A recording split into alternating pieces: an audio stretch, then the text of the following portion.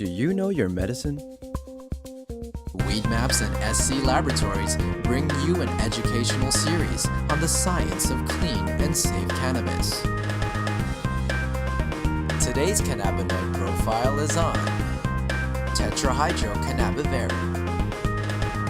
THCV, or tetrahydrocannabivarin, is another cannabinoid found in the cannabis plant, and it appears to have an interesting reaction with the CB1 receptor. At low doses, it blocks the receptor, and at higher doses, it binds to the receptor. And what they found in lab studies with mice is that when it blocks, it causes weight loss and decreased body fat and increased energy expenditure in these mice. So it appears to have the opposite effect of THC at these low doses.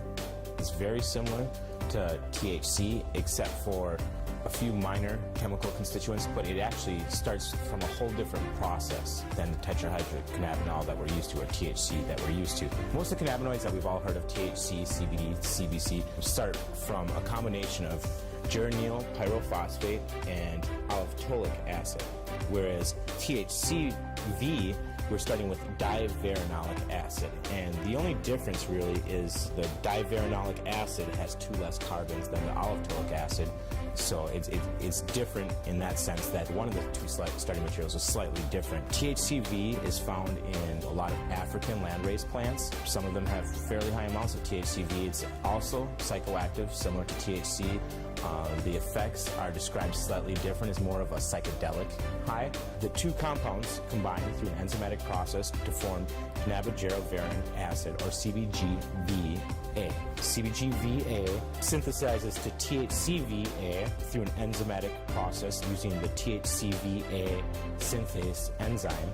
So THCVA is very similar to THCV, except for it has this carboxylic acid group attached to it, and now with heat or over time, this carboxylic acid will release from the molecule, and then you'll have THCV.